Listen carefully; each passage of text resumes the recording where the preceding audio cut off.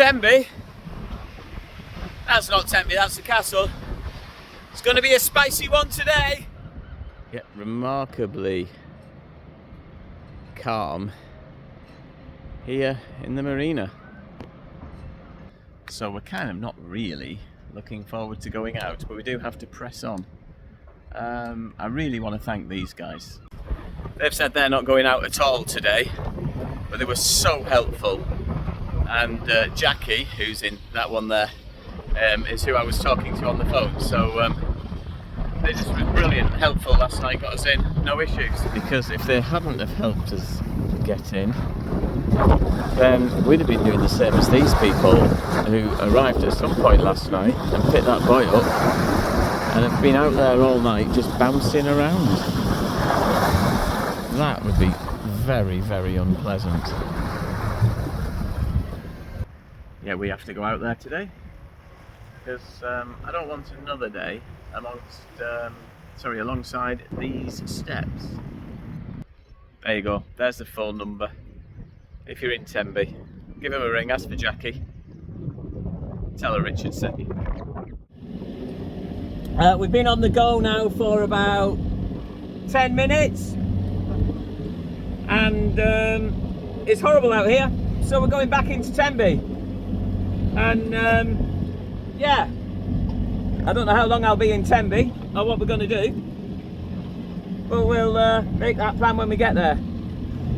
Milford Haven Coast Guard were brilliant. I spoke to them, I told them, I thought inclement weather, I'll tell them what we're doing. They reminded me that I forgot to check about the firing range, which added another 4 hours if I avoid the firing range. So there's a little picture of this about there, above Andrew's head. What do you reckon, Andrew? Is it a wise decision? Definitely. Definitely. Miserable. Who would do that? I can't even believe that you said you wanted to come out today. Yeah, that's that then. That's what we did today. Less than 1.5 miles. That's probably only 1 mile because that's a half-mile radius there. Right, well, having got Ketty happily back onto her mooring, and she's now dried out, we're off to the train station because I'm losing my first mate. And what was supposed to be an enjoyable sail to Nayland is now a train ride. Yeah, it's a bit grim, but good news is by the 22nd of June, yeah? Yeah, 3 days. 3 days, heat wave. Amazing.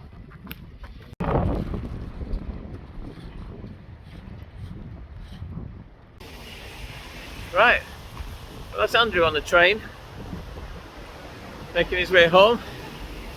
It's nice and dry. And this is Tenby. Have a look at this. There you go. Nice little castle, entrancey thingamajig. It's all very lovely, very pretty. It'd be nice if the sun was shining.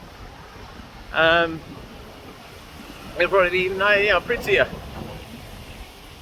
But let's have a little look around what Tenby's got to offer and then ask ourselves a few questions.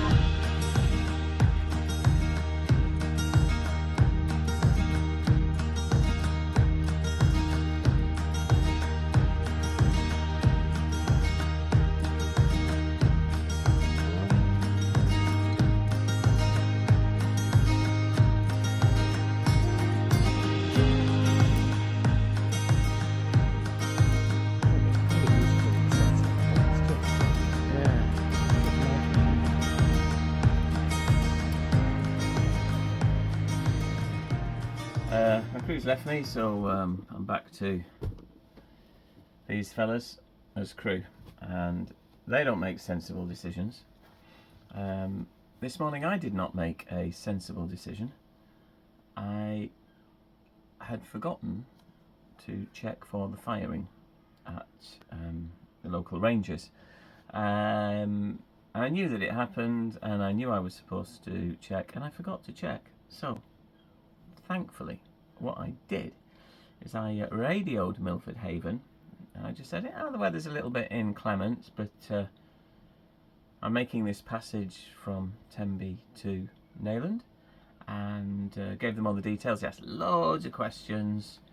What safety equipment do I have on board? How many people on board? You know, what my estimated time of arrival. And the guy went, you are aware that we are firing today off the ranges, and you need to go out 6 miles south of the... I was like, thank you very much. I had forgotten. So when I did a bit of a recalculation and found out I'd be getting in at 8 PM, and we were out in that horrific weather, we didn't want to do that. And we thought maybe, 4 hours, 5 hours we could manage that, but we certainly couldn't do 8 hours. It was unpleasant. And so, I knew Andrew would be leaving today, and he's got on the train and gone, as indeed you know. But it made me question, am I doing the right thing? I mean, I'm committed now. I'm here in Tenby. I am not exactly going to take Ketty home in, 5 minutes, park up, I'll be home. Am I going to go all of the way around? Well, at the moment, yes, but I am tired. I am tired. So there we go. These are things that we forget about when we're too tired, and I've said that a lot actually on these videos. I am tired. It's tough going on your own and watching my mate go back on the train thinking like, you're on your own again, Richard, and all you've got is silly toys. The harbour master here, or the assistant deputy harbour master rather, has been great. They were doing some official stuffage yesterday, but he's been down. He's really helped me. He's given me loads of contact numbers for people as I've gone further around. So thank you, Jack, for that. But here I am again, and I don't know if I have to leave tomorrow. Just taking the weather forecast there, it's a little bit grim going round, but we've got variable 2 to 4, smooth slight seas, fair to good visibility. At least they didn't mention any fog and drizzle.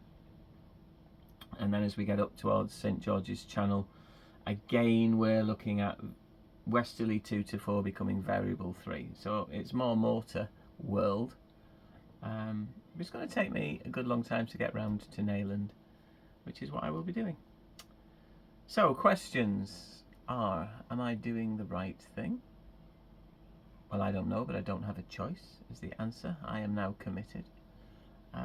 Should I get somebody on board with me? Well, if I get somebody on board with me, I'm no longer doing a solo circumnavigation.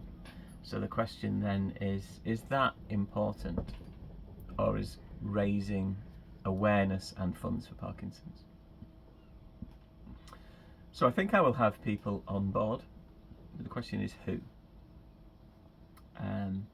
People who can sail, people that you get along with. Oh my goodness, this is my tiny 28-foot floating home. You've got to get along. And we'll see how that works out.